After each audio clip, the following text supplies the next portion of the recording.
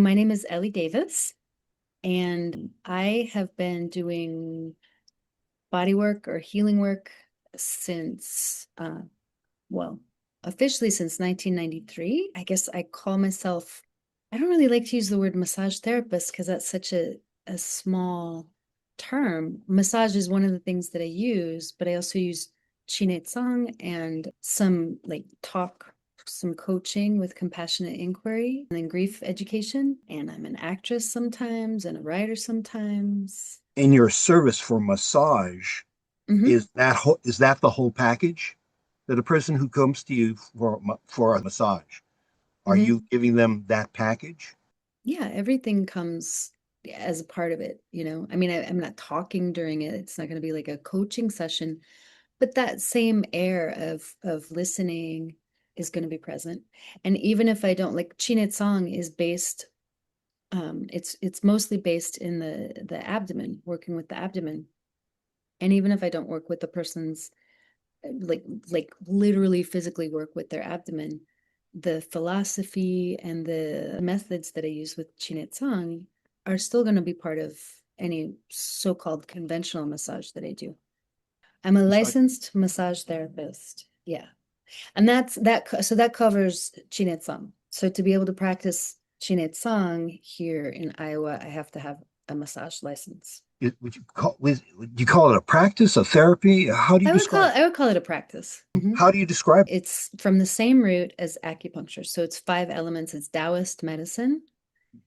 And rather than using needles on all the meridian points through the whole body, we use our hands and we just go directly to the abdomen and work with fascia around the organs because they're so well protected by fascia that, we couldn't directly touch the organs themselves, but we affect the organs. And now, how long have you been practicing Chinitsong? Since 2008. 18 years? Yeah. Wow. Wow. Yeah. Yeah. Um, are there any certifications or licenses for that practice? Right. From my teacher, we have certification. Like every time we get to a new level, we get a certification. And there's always, I mean, that's a lifetime of learning that work. When you're working with somebody's belly, you're really working with the deepest, most vulnerable part of the person, you Mm. know. So that's a continuous learning and deepening and softening. I mean, there's so much nuance in it. Do you have any examples or anecdotes um, from you working on your clients using Chinitsong? Like they came to you with certain issues and maladies, and after that, they seem to breathe better or stand straighter or something like Mm, that. Do you have examples of that? sure. I have a few. Well, there's one he'll remain nameless, but he's a very famous actor. Oh, wow. Yeah, yeah. And there's a technique that we work with the spine as well, right? That using Chinetsang working on the spine.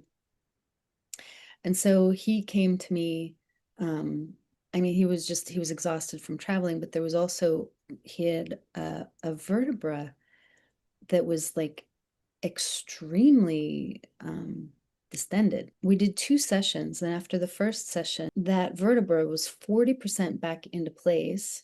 Mm.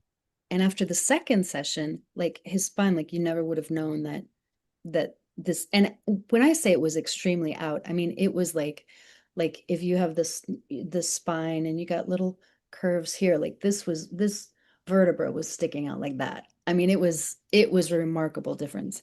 Wow. And his whole spine just relaxed and there was nothing you would never have known.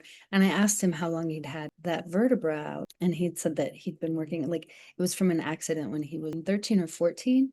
Jeez. And when I worked with him, he's like about 64. Yeah. So that was a pretty profound difference. Yeah. Didn't something was Chinette song happen with you when your master worked on you? Didn't you have something going Oh on? yeah, you're exactly right. You're Yeah. exactly right. I had fibroids. Whoa. Yeah, um and I was living in Sweden at the time, and The doctor, when I went to get it just checked out, he was like, "Oh, the only way to solve this is you're gonna have to have a total hysterectomy." And I was like, Gee. no, I'm not. No, I'm not. It was comical because I kept saying, no, I'm really not. And he was like, so the next time we meet, you'll be prepping for surgery. And I was like, no, you're not listening because I'm not getting surgery. And he was like, but that's the only way. And anyway, so I got it checked. And then I was on my way to Greece for the retreat that I used to organize. And my teacher, I was the model, let's Yeah. say, for working with fibroids. And they were pronounced, they were there. He did the thing, and then I was doing Chinetsang on myself Mm. in the following days. A few weeks later, he went back to show something else about working with the uterus because he was like, well, yours will be easier to find because the fibroids will be easy to find. And so he was, you know, moving around my abdomen, and he was like, where is it? Where's the fibroids? And he was like, what happened? And I was like, Chine Tsang. The combination of him working on me for just a couple of minutes and then me working with myself between, like, they completely disappeared. And I have not had them come back. Very No good. hysterectomy. Can you think of one more example? I've helped several couples who were trying to conceive but couldn't conceive or carry to term. Like, I've helped people who have conceived but not been able to carry to term, like have had multiple miscarriages, Yeah. help them carry to term using Chinetsang. Wow. And like people who are using IVF, like I've helped several lesbian couples to conceive who had been having problems with IVF. Mm. Um, Chinetsang helped them conceive and maintain the pregnancies. Gallbladder surgeries are getting so, I mean, just so common. And I will never tell anybody to not do a medical procedure that the doctor is recommending. Like, that's so unethical. It's not my place. But I have watched gallbladder surgeries become unnecessary after one or two sessions, and the gallstones get melted. Let me get into compassionate in. Is that a massage therapy? That's an approach to talk therapy or coaching. And it was developed by Gabor Mate, who, before he retired, he was a medical doctor in Vancouver, like the east side of Vancouver, which is apparently the highest rate per capita in North America for serious drug addiction. Mm. He was seeing patients, and he was starting to recognize a pattern in patients, both with addiction and with like chronic life-shortening illnesses. And he understood on a deep level that what these people really needed was somebody to listen to them, as much as medicines or surgeries, right? So he would make time after his long, busy day, and 15 minutes for this or that. So again, he started to notice this pattern underlying, like that pain was behind all of the addictions and behind a lot of the life-shortening diseases. And I would say, respectfully, talking about our childhoods, it's that's not going to take away cancer. I get that. But finding ease within ourselves, like finding compassion towards ourselves, towards that child who didn't have anybody to talk to about the pain that they were in. You find that compassion, and you find more space inside your body, and it's going to give, even in really dire circumstances, it gives more space for the person to face what they're going through, which gives ease during those really horrific times. But then when you look at addictions, like I like how he phrases it. He says it's not why the addiction, it's why the pain, right? And so when you start to alleviate this pain that a person has been carrying for such a long time, the need for the addictive substance. And it doesn't necessarily, I should qualify that, because it's not necessarily just an addictive substance. We can have addictions to things that are supposedly good for us, like exercise or sex or food or yeah, shopping or, anything. He defines it as anything that we can't stop ourselves from doing, and we know it's gonna cause harm in some way to us, but we can't stop ourselves from doing it. So that's an addiction. So you get to the root of like what that tension is so deep inside the person that they're having to cover it up or ease it with some kind of an unconscious way of easing. Compassionate inquiry, right? That's what we're That's talking about. correct. Yeah. What does resilience play in compassionate inquiry? Mm.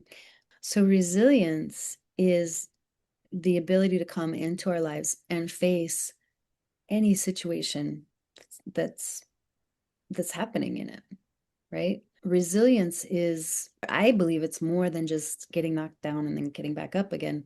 It's getting up again and not taking personally this painful thing happened in my life and moving on, you know, going to the next step. So resilience comes out of being worked on with compassionate inquiry.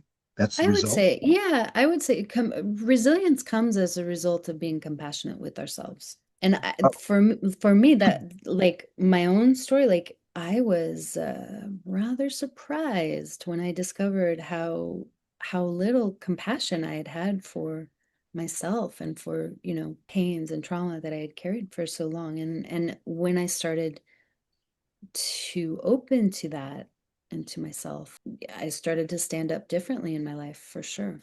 is compassionate inquiry an ongoing kind of activity, or do you provide? I do 6 sessions. It depends on the person. Mm. No, it depends on the person, on their situation, on what they want to get. If they actually have like a trajectory that they want to meet. But I also don't think it can, or well, I don't think it should go on for as a lifetime. I mean, unless you enjoy it, but not as a always trying to get somewhere. Like I don't believe that. I actually believe it's the opposite of healthy to always be having to work on something. Um, I think it's high time that we stop trying so hard to work on ourselves and stop trying so hard to be so perfect. And which is interesting coming from somebody who does healing work. But we do need support at different times in our life, you know? And so for me, my job is to provide support so that a person can find that strain of health, like that's always in us. Like there's always the energy of life, whatever it is that got us moving in the first place is still, it's always at play as long as we're alive. And so, as I see it, my job is to help a person connect with that, and then they let that um, snowball and become their health. Do you then become a consultant?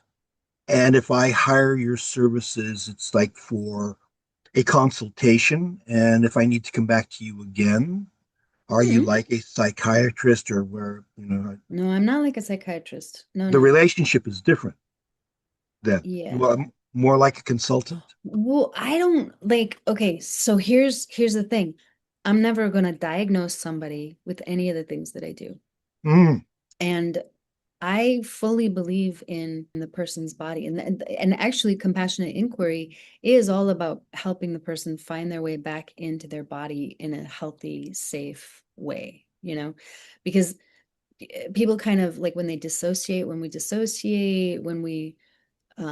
do the things, the addictive behaviors, it's an attempt to escape what we're really feeling, the sensations, that those uncomfortable things inside of our body, right? So my place is absolutely not to diagnose or dictate. My My work is really both hands-on and verbally to be there with the person so that they know that they're not alone to face these things that are going on inside of them.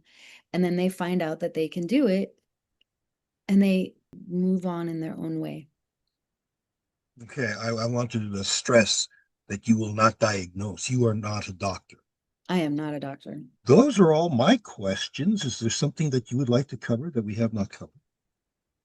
Um, I think, this question about being a doctor, not a doctor, I love that we're actually talking about that. One of the things that I think is really important for people to know, again, is that no matter what is going on in our system, whether it's physical or emotional, as long as we're alive, there is that there's a piece of us that's healthy and untouched, right? And it's my job to kind of sort through what is lacking. That's so easy, that's so obvious to find, and come to the place that is healthy and pink and perfect, you know? And I was thinking about this the other day. I was working with somebody and I was like, yeah, this is really what it means. There's this work called craniosacral therapy, and it was developed in the 1800s by Andrew Taylor Stills. He's the really big guy behind craniosacral therapy. And I'm going to have to paraphrase, but it's just such a beautiful way of looking at health and helping people. He said, anybody can see disease, but a real healer is going to see what's healthy and work with that. So that's my job, is to bring what's healthy to the surface, and the part that's healthy in us is what cleans out the disease. Anything more to add? Do you have any more questions? No, we have done, we've exhausted what questions I have and invented a couple more that I wasn't planning on. No, I appreciate your time. Thank you Oh very my much. goodness. Yeah, I appreciate your taking the time, Dom. Thanks so much.